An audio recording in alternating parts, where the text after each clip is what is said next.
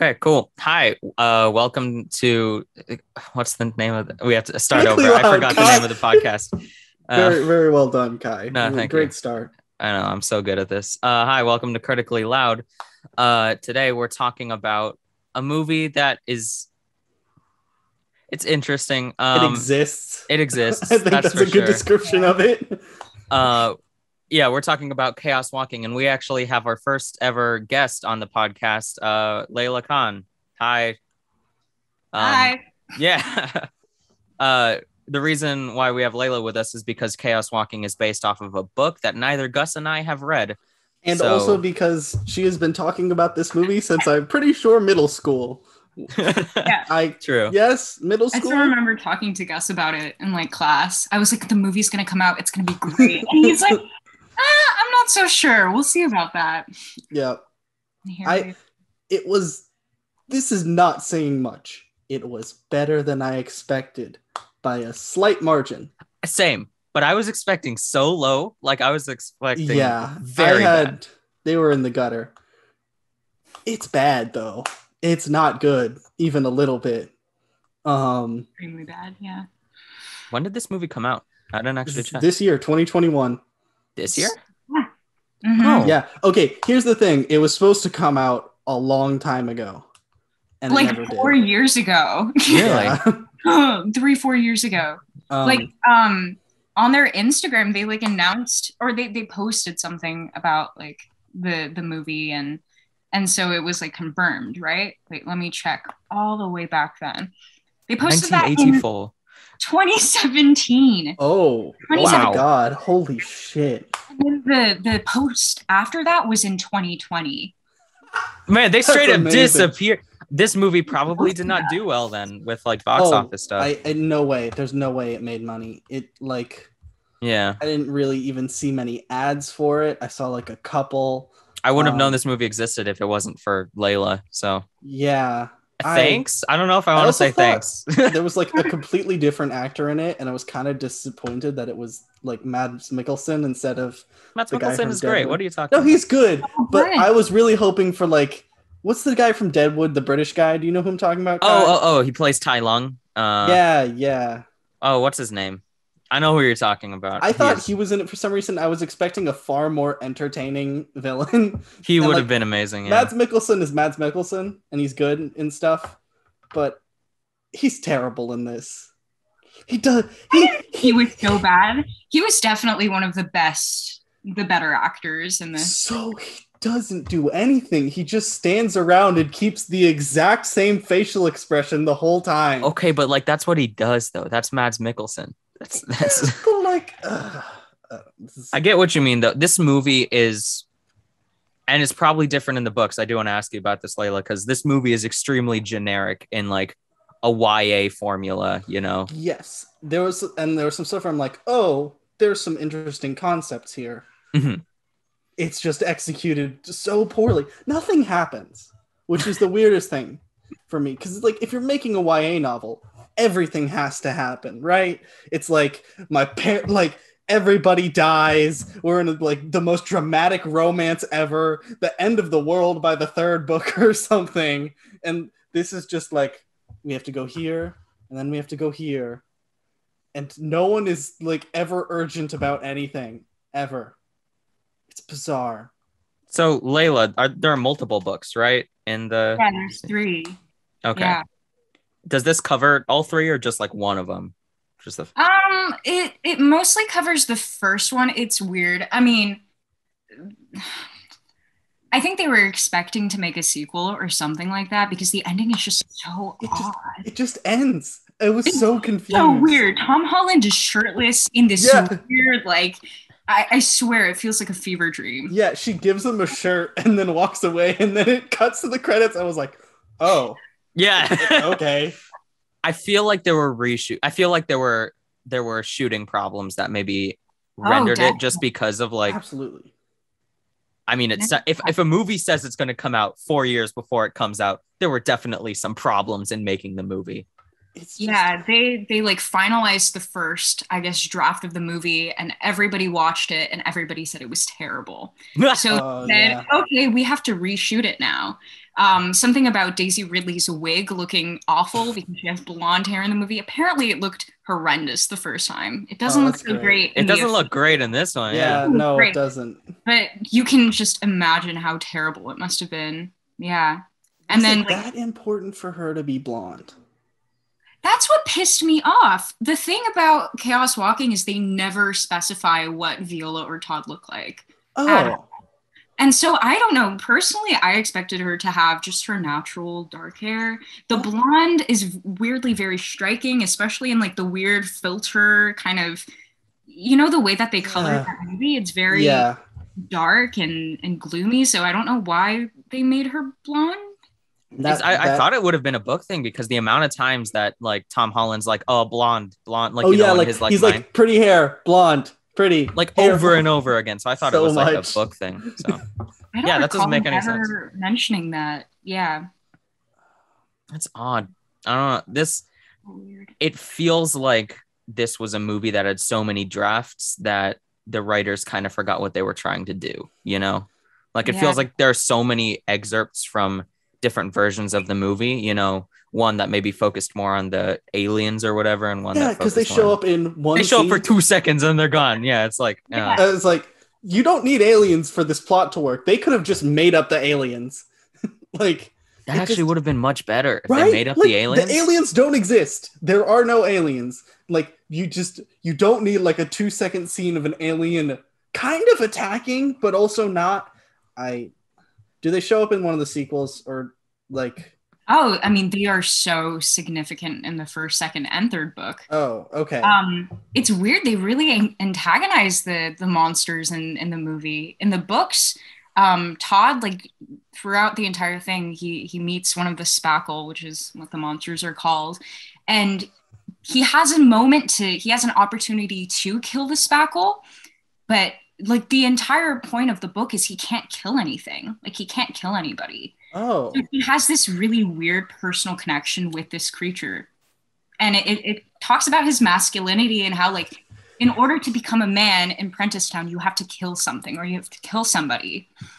Okay, so that was the most interesting part of the movie to me, was it's like this view of like your men's thoughts being able to be heard out loud, and how like Mads Mikkelsen feeds into this like culture of violence and toxic masculinity. I was like, oh, this is interesting. And I was assuming it had more to do in the book, because in the movie, it's just nothing makes sense. It's so meandering. Nothing's important, I think, is the biggest thing.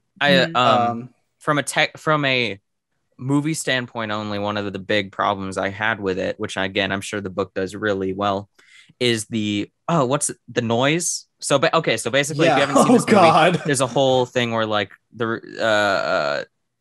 the men, anytime like a guy thinks it's broadcast, like you can hear it on a speaker. It's not like that for the women. That's the whole like thing of the movie. It's a dystopian world, except everything a dude thinks is broadcast to the entire world. Anyway, it doesn't have any consequences. Like there's a few scenes where like, you know, like at the beginning, he accidentally reveals Daisy Ridley's location with his noise because he talks about it. But then it seems more like the noise seems more like a novelty than an actual thing that affects the plot and the world that's lived in, at least in the movie. Well, except for one kind of major consequence, like the noise directly leads into kind of like something that's important about Princetown and like the villains of the movie. That is about the noise, and I don't think it's like fully underutilized. It's just that it only shows up when the writers want it to show up.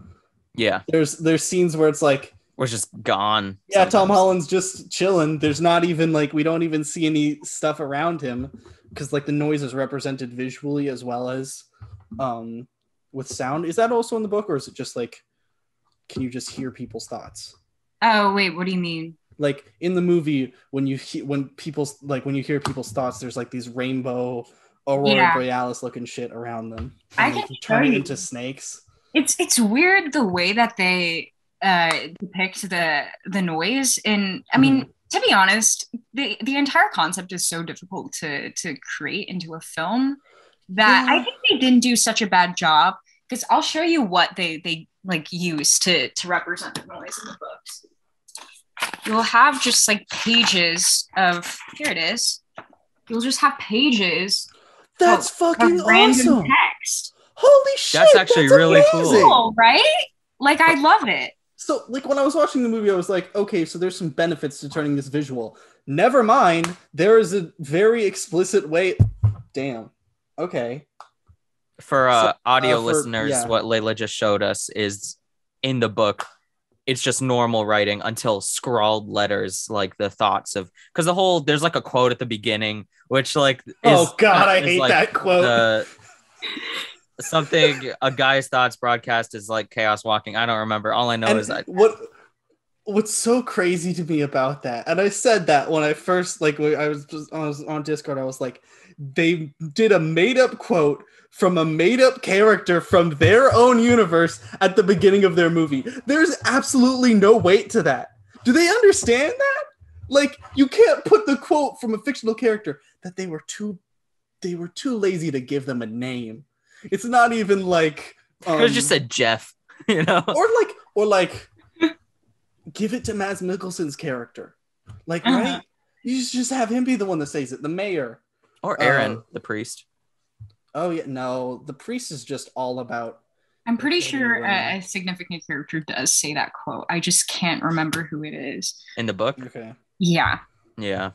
I mean, that makes sense if it's like an influential character to say that. I just like, it's like, is it just a random nobody in this universe? It says unnamed explorer, and maybe it's one of those things where it's like it's a person from one of the sequels or something. Which, like, there's not going to be a sequel to this movie. There's not a chance. I will get into one thing that I like. I like Tom Holland's like big hunky dads. Are they his dads? Like, yeah. Okay, they are. Kind of. I mean, they adopted him. Yeah. Are they in a relationship? Because I know one of them is they are in a relationship. It's like unclear throughout the book, but yeah, Patrick Ness, the author, he's gay himself. So a lot of his books consist of homosexual relationships. I also love that one of his dads looks like a Discount Heisenberg from Resident Evil 8. Oh, you're kind of right. Yeah. He's got a floppy hat and the whatever they're called, the round John Lennon glasses. They're just called glasses, dude. It's just a different frame for glasses. I know, but like they are iconic on John Lennon's face. Oh, that's true. Whatever. I was like, oh, that's interesting. And then one of them dies. The other one is just kind of around to cry and be like, I'm sorry, son. And that's his whole shtick. Oh, God. Yeah, I feel like simply what they did is they took different parts of the books that they liked. They're like, oh, that'd be good in the movie. That'd be good in the movie. And then they just all squished it together. Jesus. That's just what happened. I know that the original, or I guess there's like a team of screenwriters, including Patrick Ness, the author, but one of the screenwriters, he actually left the movie. Because he didn't, or no, it was a director. What, Doug Lyman? What's his name? Doug Lyman. Yeah, I think there was a different original director. Let me see. Yeah, this movie just had so many issues. Okay, so the guy they originally had to do it. Oh, he made The Edge of Tomorrow. He made a couple of the Bourne movies. He made all the Bourne movies. Did he make all the? He made all of the Bourne movies. That's cool. That makes sense, because if you want to have like high-paced action, yeah, but he made Kowal. He's the guy who actually directed it, I think. God, $120 million for this movie. Ooh, where did that money go to? It's got to go to the cast. No, it's got the every single shot that has the noise is a multi-$1,000 shot. Because I really like the best moments of the noises, like when it's just like swirls around their head, that's fine. But I love the bits where like it's when you visualize something and that actually happens. Like there's a bit where Tom Holland jumps from like one ledge to another, and then when he grabs the ledge, you see part of him fall. That was so sick. I was like, I wanted more of that, because that was so. I really like that style, and I think it works really well. because it accurately describes like I'm a fault, you know, and it's great. There's a couple times where they do get across the idea of like hearing the thoughts of other people is so intrusive on you, especially with Tom Holland and Daisy Ridley. There's like the depiction of that. I was like, oh, okay, that's kind of interesting. Where it's like, if I had any girl hear every thought in my head, it'd be like awful. Oh, I wouldn't go outside. I stay inside all the time. It must be like, it would so much be like, you fucking dumbass, just to yourself, like just self-degrading. Oh, I mean, it would like that was what it devolved into. Like, no, stupid, god damn it, come on, stop, please. Which I would have loved to see that, where it's like, stop thinking, no, stop, no. just arguing. That would have been great. Yeah. I mean, sometimes you get into that cycle where it's like, stop thinking about something. You just thought about something. Stop thinking about something. Oh God. So Leila, you said the characters are 13 and 15 in the book? I think they're like 12 to 13. I think, God, I believe that Todd is turning 13 in the book, in the first book at least. But they definitely had to age them up. That makes a lot more sense for the character of like... A lot better, in my opinion. I wish they would have just... I mean, obviously, I don't think Daisy Ridley or Tom Holland could pull off like super young characters, but they can't, not at this point. They can pull off older teenagers, or Tom Holland can pull off an older teenager. He's Spider-Man. Yeah, but even at this point, I think they got to send him to college. I mean, they have to. That's in the Spider-Man story. Whatever. We're not talking about the MCU. That's whatever. Yeah, but yeah, I think having a 12-year-old, because then you're commenting on the most common, like before like 18, but 18 is different, like turning point of becoming what is considered an adult or more of an adult, and how that affects how people view you and your masculinity is something that would be very interesting to see, especially in a place that like what Princetown could have been, because what Princetown is just not like it's. You don't really get a full picture of what the town is like at all. You don't get enough of a settling into any one setting for anything to be like, oh, this is what this world is. This is who these people are. This is how they think about the world. And you never get the idea of Todd being viewed as weak or less than, except for by whichever one of the Jonas brothers, but he always just seems like more of a little shit compared to Todd. God, he was so awful in this. Yeah. No, the thing is about Davies, that's Nick Jonas's character. Throughout the books, he starts to become really lovable and like it's a redemption arc character. Well, really, the entire point is he's jealous of Todd because the mayor really like treats Todd as his own son, like sees all the potential in Todd, and so Davy is completely neglected. And actually, like, I guess a spoiler in the book is that the mayor literally kills his own son. Oh, Jesus. Yeah. That is some his dark materials shit. It's extremely violent. Like, the mayor is brutal. That, I would have liked to see more of that. Yeah. So Mads Mikkelsen doesn't die at the end of this movie. No way. Okay. He just falls down. Does he actually like die? Falls, or like he gets pushed by unclear some dudes, or like by Daisy Ridley into a big old pit. Yeah, he gets pushed into it. I was like, if they're doing a sequel, he's not. If they were to do a sequel, there's no way he's dead. I didn't think so either. Is there a romance though between Daisy Ridley and Tom Holland in the book? Yeah, like extremely. Not in the first book. In the first book, I mean, yeah, that's another issue. The reason why I kind of liked Chaos Walking so much is there's a slow burn of romance between the two. And it's super unclear in the first. And then in the second book, you start to notice it a little bit. And then in the third book, it's like official. They don't even kiss until the third book. Like it takes so long. This very much reminds me of His Dark Materials. That's what I was thinking. Okay, yeah. It's so much. Have you read those books? Oh, I fucking love those books. They're Golden Compass, good. Amber Spyglass, the last one. The middle one's pretty boring, but the last one is great. And the Golden Compass, the Subtle Knife, and the Amber Spyglass. Right. But Amber Spyglass is great. It's a trilogy of books written by a guy named Philip Pullman in a direct middle finger to oh yeah, the absolutely. Narnia Fuck series. you to Narnia. Really? Yeah, because Narnia. It's pretty much Narnia if it was like incredibly anti-Christian. Yes, because Narnia is all Christian like allegories, and Philip Pullman was like, "Fuck that, we're going to war with God," literally, and it's my favorite thing. But there is not really in the first book because one of those characters just isn't in the first book, but it's about two young people and like a childhood romance, not really like a romance. They're both like 13. The last one, so. yeah. Well, in the last one, she's like 17 or something, right? No, really. She's like, oh, that because they talk a lot about like her womanly features in the third book, and that's a bit more troubling.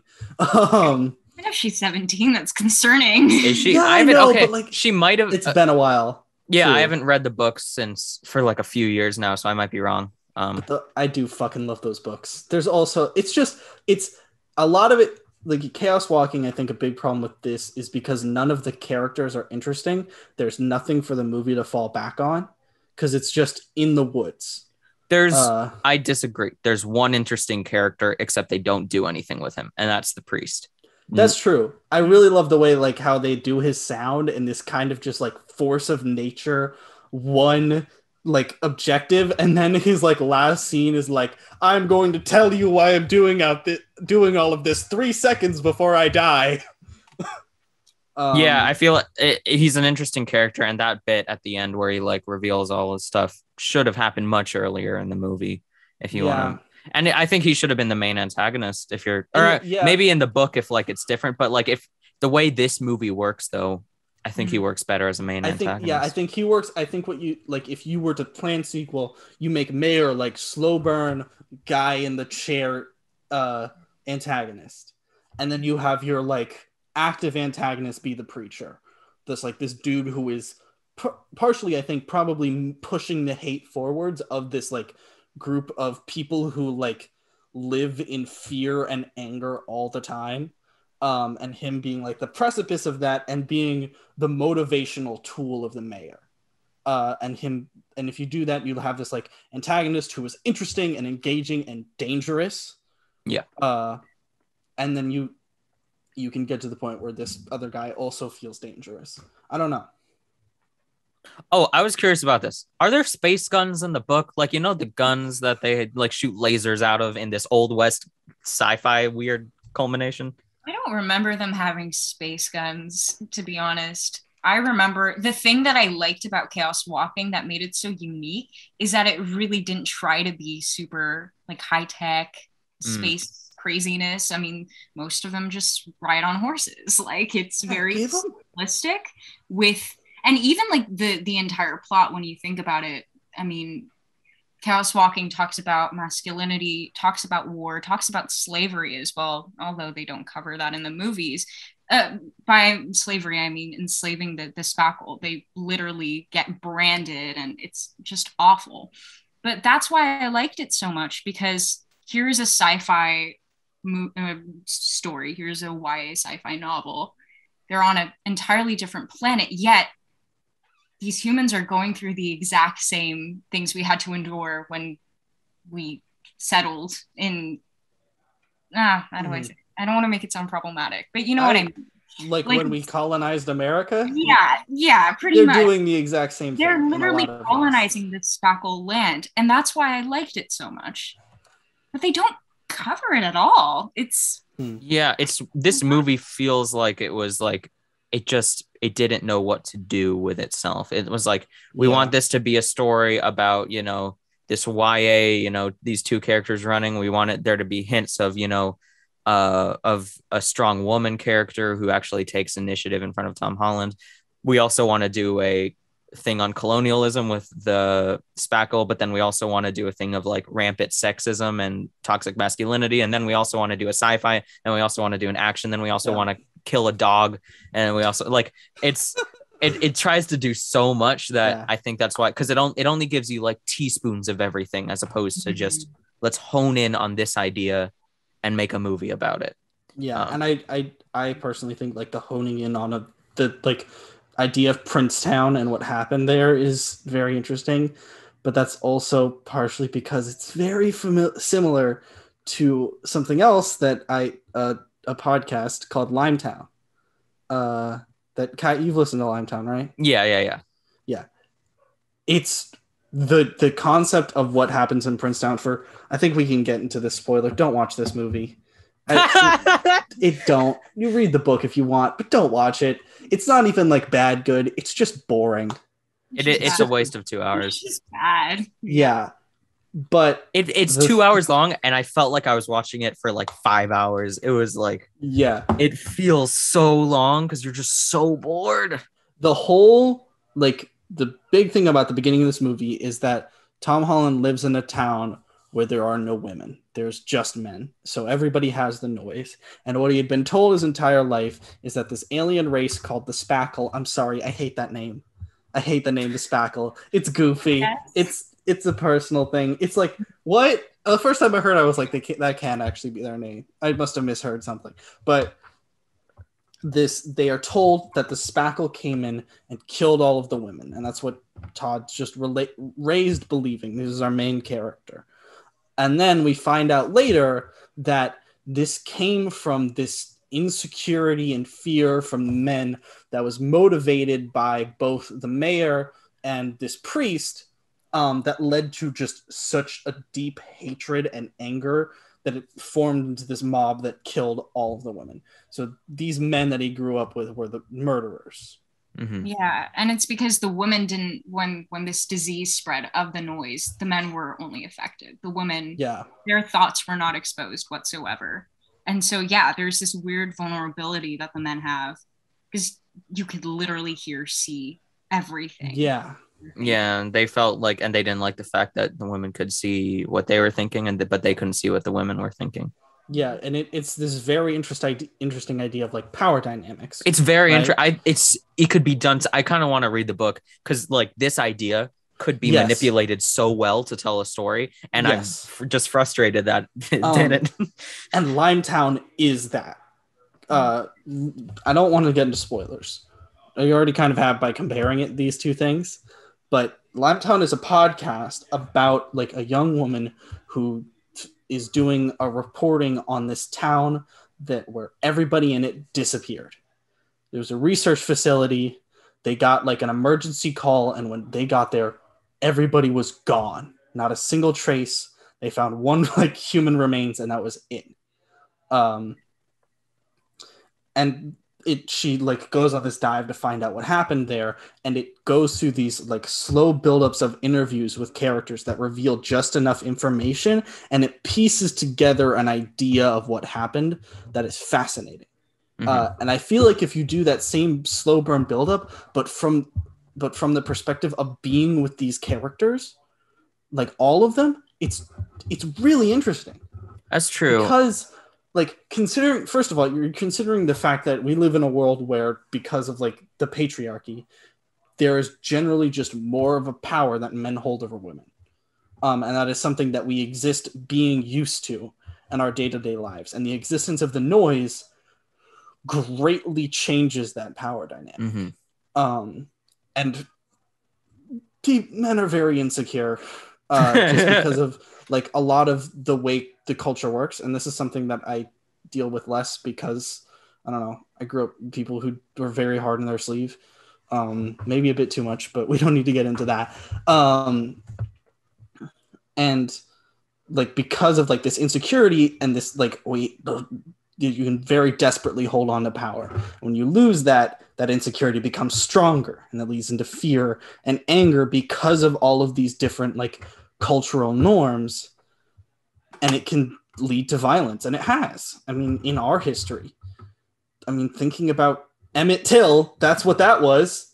If you know what who Emmett Till is and what happened to him, that is very similar to like our insecurity and our fear, and how that can lead to hatred toward anybody. Which leads to the dark side. I'm sorry, that was a bad joke after that really serious. I mean, Daisy Ridley is in this film. I could not look at Daisy Ridley and not think Rey from Star Wars. I'm just gonna I mean, it might be because the clothes she's wearing, like the outfit, like if you've ever seen Rebels, which is a show for anybody. It's like a animated Star Wars show. There's a character who's named Harrison Jula, and she has the same exact outfit as Daisy Ridley with the white shirt and the orange overalls. Are you talking about like the Twi'lek person? Yeah, it's like the exact same. So the fact that like the actress for Rey is wearing the same exact costume as another powerful woman Star Wars character was like, I was just thinking Star Wars the whole time, which is probably on me. But I don't know.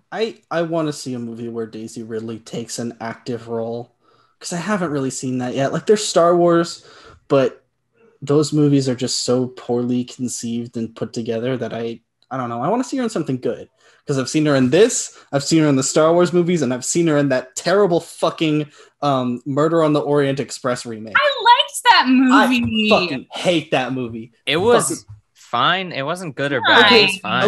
Okay. But I'm like the medium between you guys. I've seen the original. Albert Finney is just a better Hercule Poirot.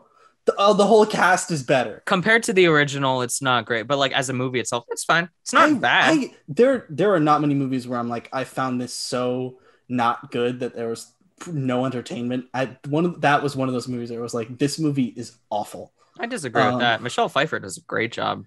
Michelle Pfeiffer, sure, but she's Michelle Pfeiffer. That's true. I don't know. Michelle Pfeiffer's great. I want to see her in something that's good, because I want to like see her be able to do something interesting or be more active. I don't know. I also wish she shot the mayor with a shotgun. I thought when she was holding a stick, I thought she was holding a shotgun. She was going to be like, bam, and blast him off the side of the building. But no, like Trinity, the scene in the Matrix where she like flips the shotgun behind the dude and blasts him in the back. Oh God. Yeah, this movie, I was like, once I learned more about like what was going on and what the story was trying to tell, I did find it more disappointing, because I was like, oh, there's potential here, and it was missed. It's easier to watch a movie if just after watching it you realize there's no way this movie could be good. Yeah, but if you watch a movie and then at the end of it you're like, this movie could be good, it just wasn't. It's much more infuriating. Like a movie that we watched that was terrible, that I think we came to a conclusion where like this movie could never work, that we talked about, was Cruella. Yeah, just because that like they couldn't do it, and it's either a good Cruella movie or a good Disney movie. Exactly, and you can't do, and even then, because you're missing points from they wouldn't let them make a good Cruella movie. We're not talking about Cruella, we're talking about this bad movie. This is a movie that had potential in a way that I like wasn't fully aware of until like getting through it. I was like, oh, there are concepts here that could work as something very interesting. I do think it's very hard to make those concepts work. You'd need, like, first of all, you need to focus on one thing, because even one of these ideas is incredibly complex, hard to deal with. And then you need to be someone, like, have someone write it and direct it who knows what they're doing, and knows what they're talking about with this, and has like a vision and a passion to do their own version of this story. And you can't do that with a studio movie like this. That's just not how these movies are made. Stuff like this, I think the Tomorrow War was a recent one that came out that I think is very similar. You get a lot of them. Especially in the like YA genre, after Hunger Games, because I think the first Hunger Games is very good. The first one is good. The rest of them suck. The rest of them are not good. But the first Hunger Games holds up. The rest of the Hunger Games films, the Divergent movies, everything after that are movies that are pushed by the studio. They're like, we're going to get names on it. We're going to get money behind it. It's going to get made and people will want to watch it. And I think that's falling off now, just because I think that like era is ending, which I'm glad for, because those movies annoy the shit out of me.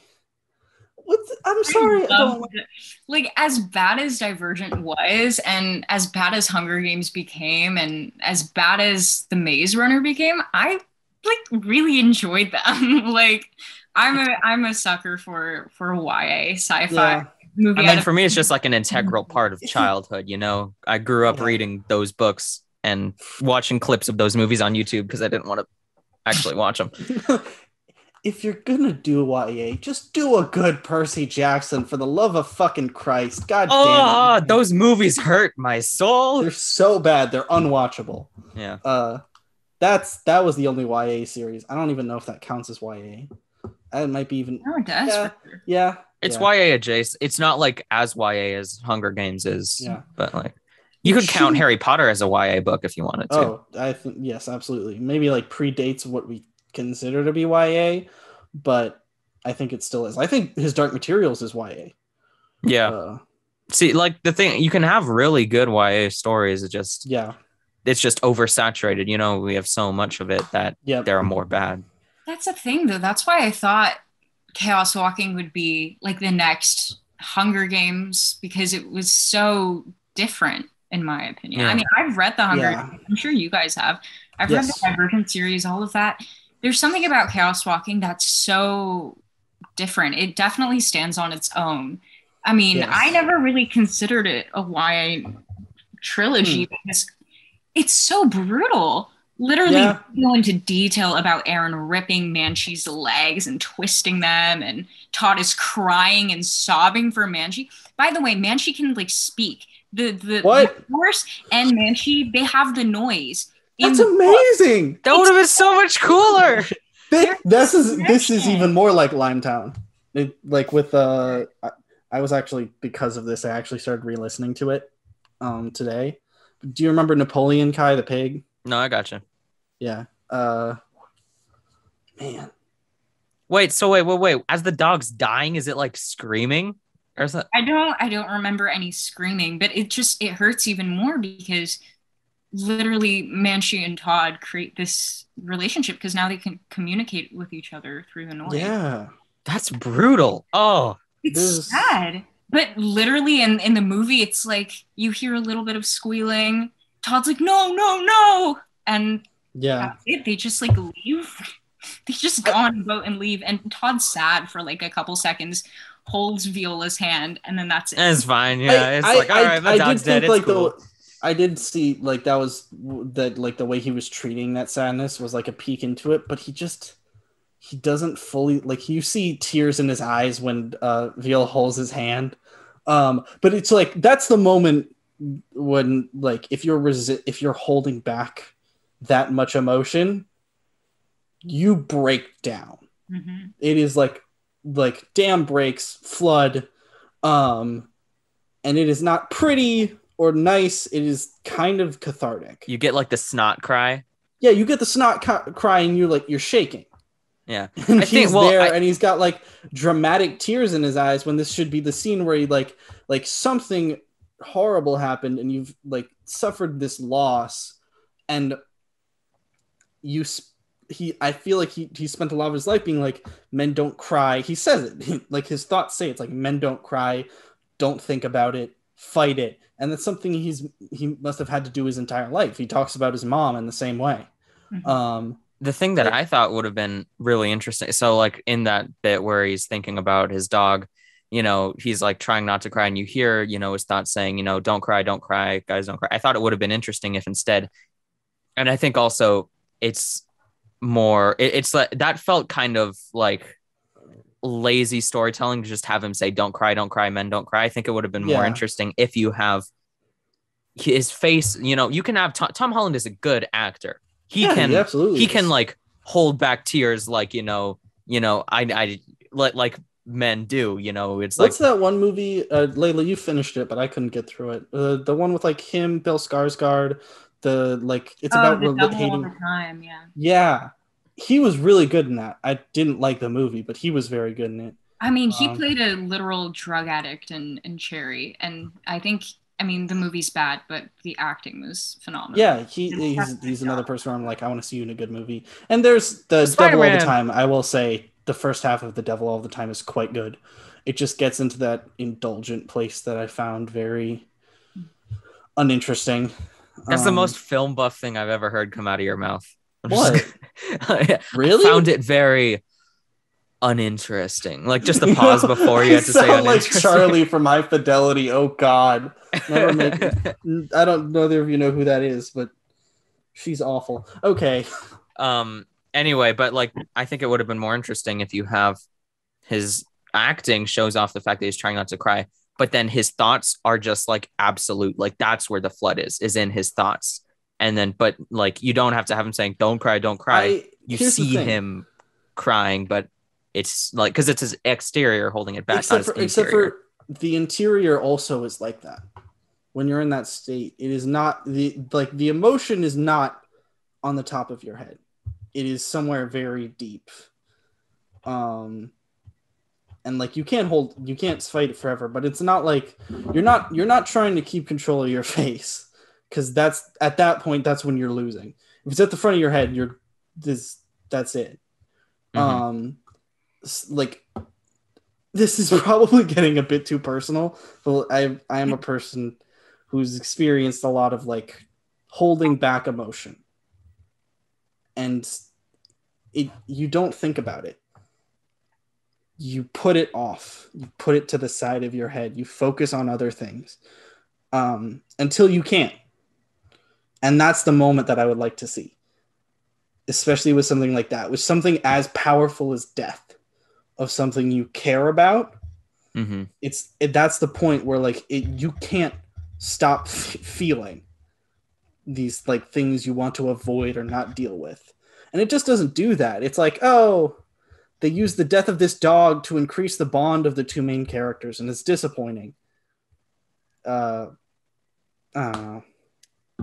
This is way off topic, but Leila, do they ever nightmare? Like, does Todd ever have a nightmare, and like it broadcasts out on it? Because like we see him in the movie, he dreams and he's dreaming about. That's such a yeah. I mean, like, it's kind of like the city never sleeps. Prentice Town never sleeps. People are constantly thinking. Oh, and that's it never stops. Cool. It's so suffocating in the books. I really wanted to see how suffocating it was, like visually in a movie. And it's just not. It's just not. Yeah, it's just not. Partially because it seems like a settlement, right? It seems like there's like 30 people there, and they're not all in the same place.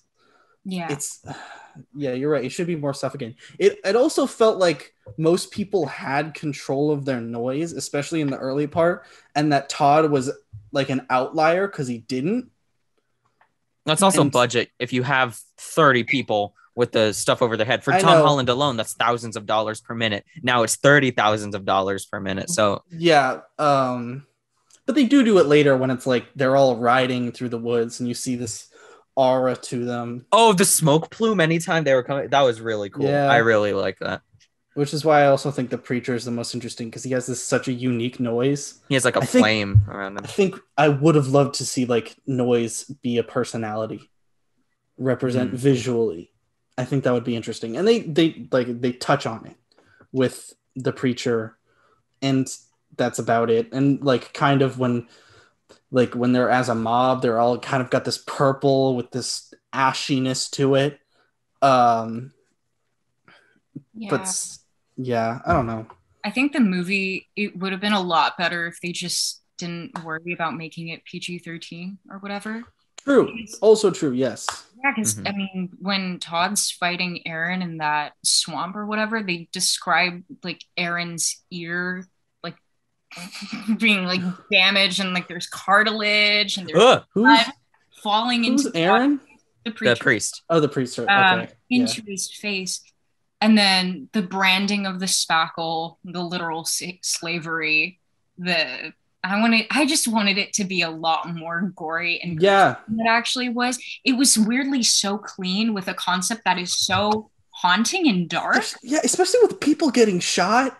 Like it's very like, Star Wars. It's like they get shot, sparks go fly. Okay. At least when someone gets shot in Star Wars, you can see like a burn mark. Right? That's true. Yeah, there's a big. In this movie, it's like he gets shot in the arm, and then he falls over, and you're like, "Your clothes are fine, dude. there's not a hole in your shirt."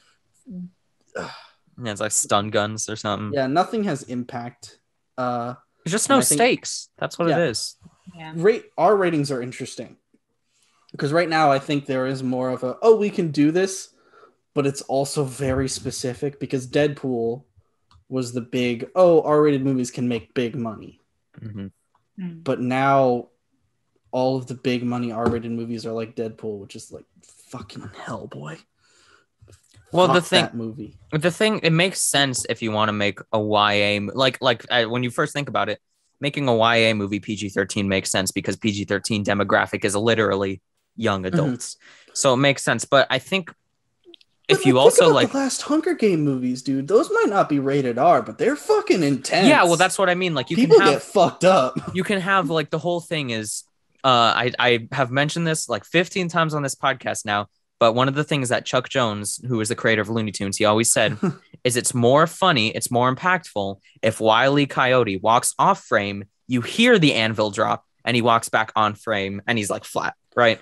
There are moments where sometimes if you don't see the violence or the gore, like you don't have to zoom in on like somebody getting like their face gouged or whatever, but like you can sometimes inferring is more powerful. But like like Joss Bruce, you know. Yes.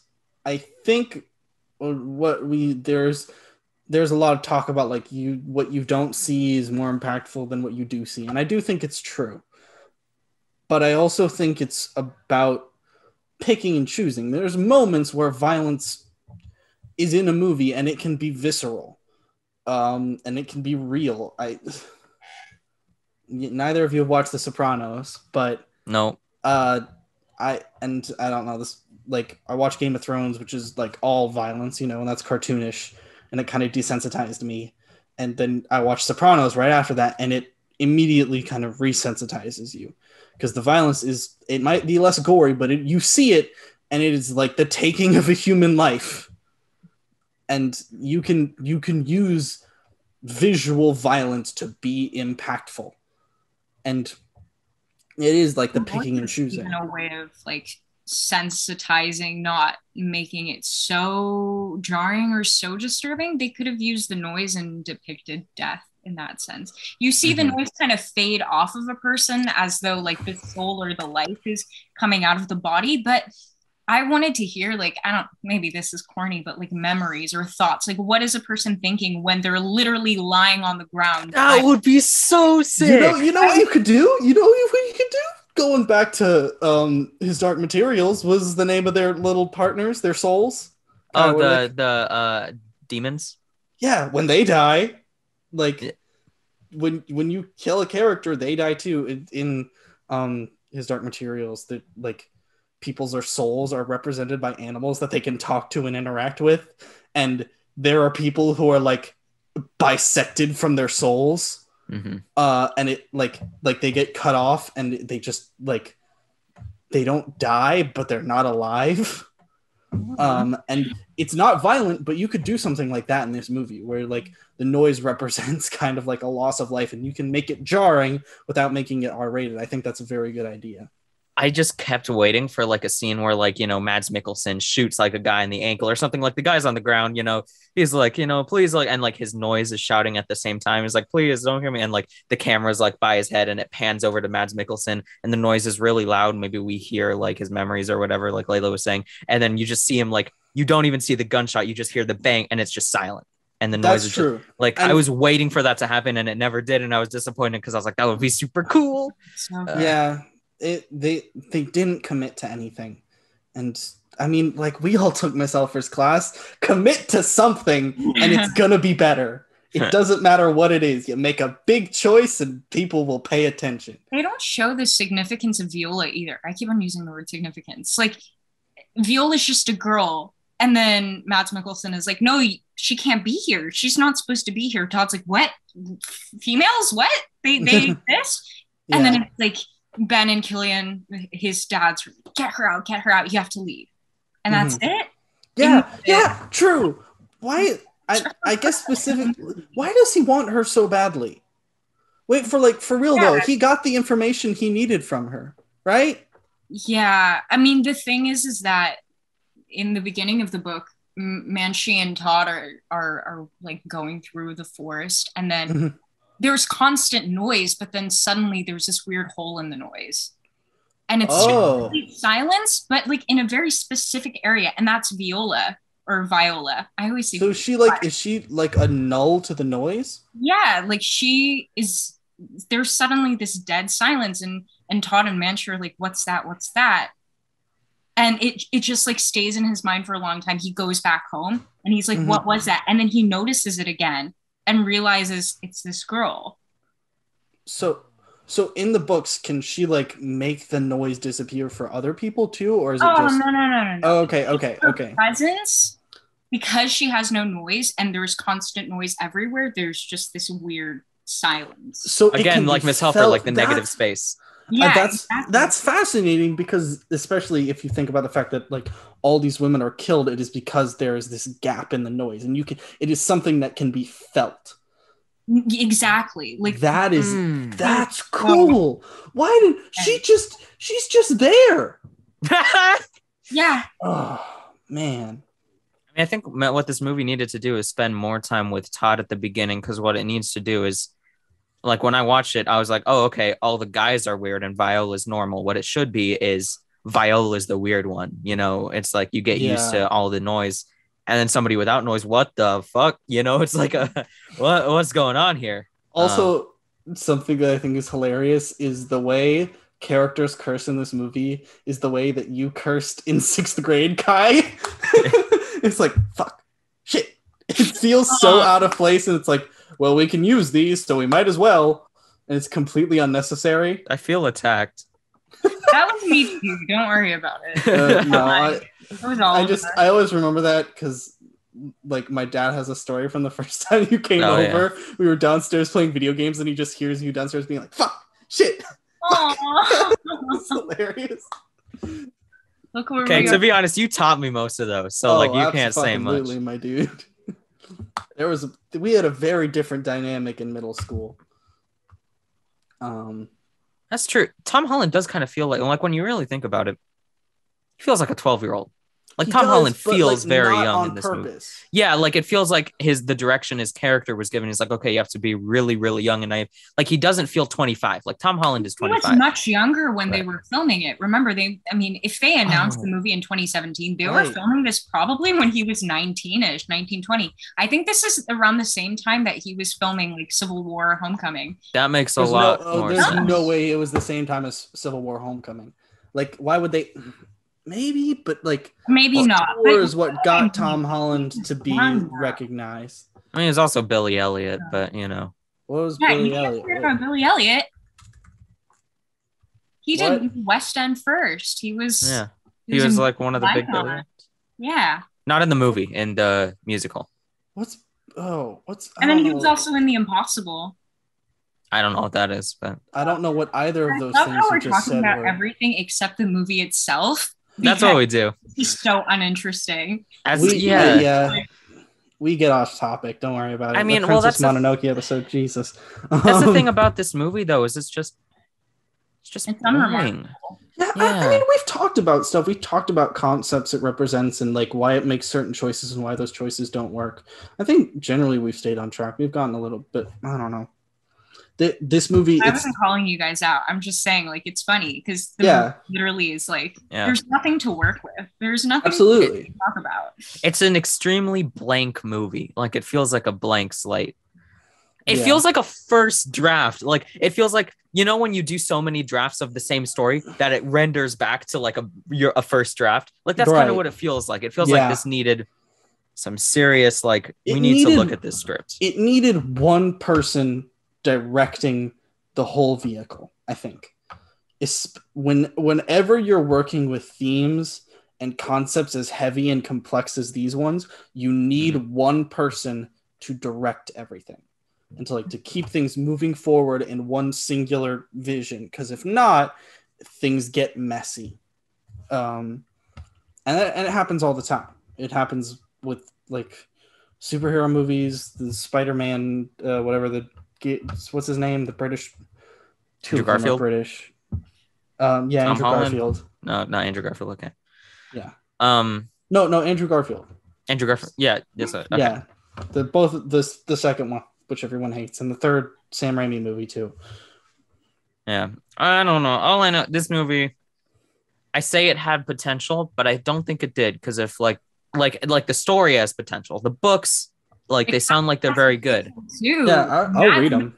Tom Holland, Daisy Ridley, they were trying to make this like the next Hunger Games. Let's be honest. Yeah, well, I'm just thinking just about the fact that like it just feels so produced.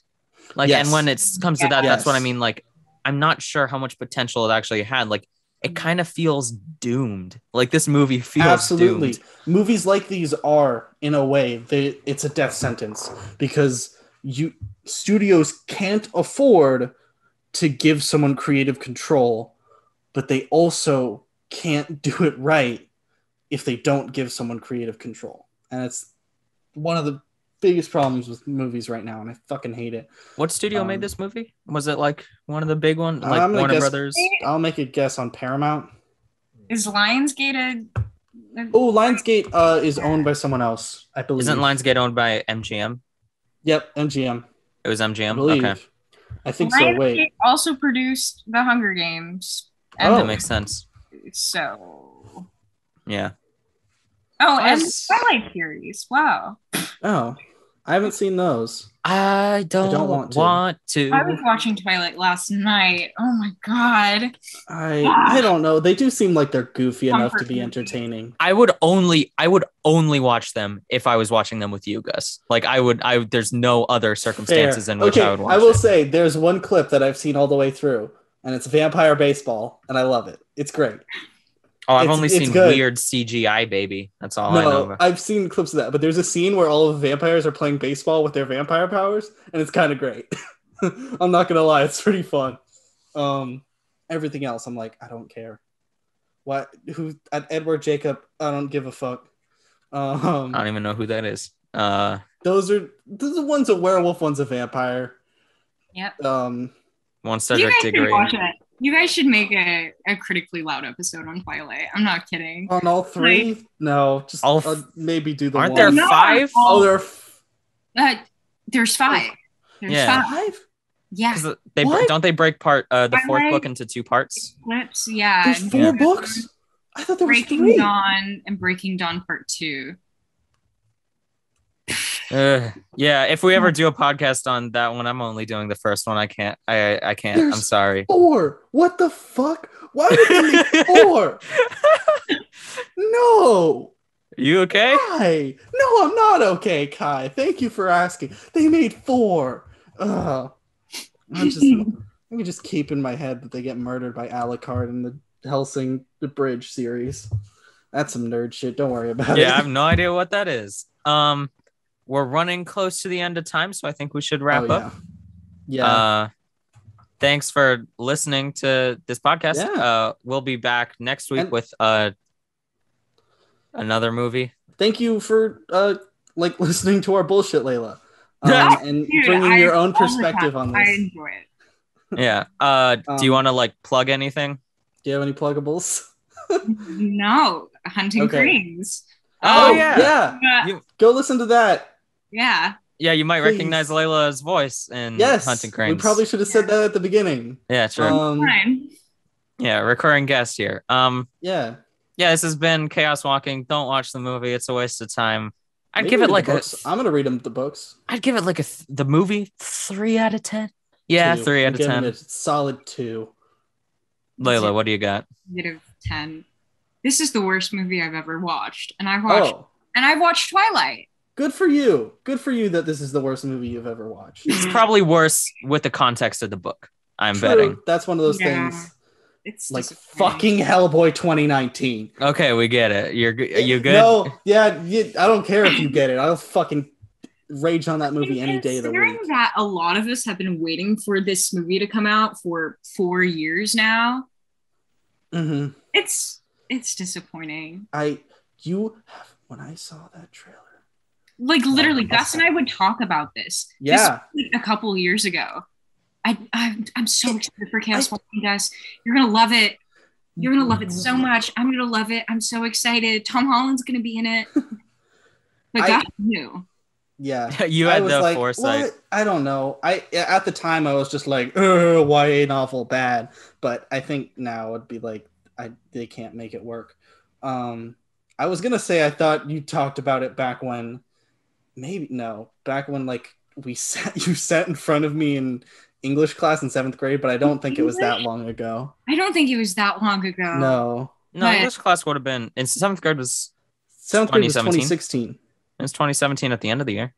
Was it? 2016 and 2017. I think I read Chaos Walking in 2018, 8th grade. Oh. End of 8th grade. Okay, then it was 8th grade. Okay. God, it's been that long. And then we're going to be it's fucking wild. I'm still talking about this fucking book. Like, Jesus Christ. Yeah, also, like, one of those years, though, kind of just doesn't exist because of pandemic. That's true, yeah. It doesn't feel the same. It's just a blur, you know? It's like, you know how, like, they talk about in Infinity War, the snap, and then, like, you know, it just, everything's a blur for 5 years? It's not even like a blip. I think a lot of it is just, we're going to come out on the other side, and so many, like, relationships and, like, things have changed, but the process of that change just doesn't exist in my mind. All right. Yeah. Thanks for listening. You can find us on Instagram at LittleSchemers. Is it just the name of our channel? Yes, I believe it is. Wait, okay. Shit. It's We're probably very good that. At this. It's probably LittleSchemers. I think Twitter is the same thing. I haven't checked in on our Twitter in a while. Yeah, it's LittleSchemers. Just LittleSchemers. Okay, cool. Yeah, follow at us there. LittleSchemers, no space. Yeah, follow us there. We announce the movies we're going to do sometimes if we feel like it. And also subscribe if you want to see more stuff. Gus is coming home. I'm gonna be back the 3rd. August 3rd. Yeah. Wait, are you guys gonna do this in person then? Like, maybe. Let's figure that out. Actually, that might be we'll figure that out at some point. And just like, everybody's just sitting like this and discussing. Oh yeah. We all have like a Mountain Dew, you know. Yeah. I want to pour a Mountain Dew into a martini glass. Shall we get started? Yeah, that would be great. Anyway, thanks for listening. We'll have another episode out next week. And this has been Critically Loud. Go read the book because it's probably better. I might do it too.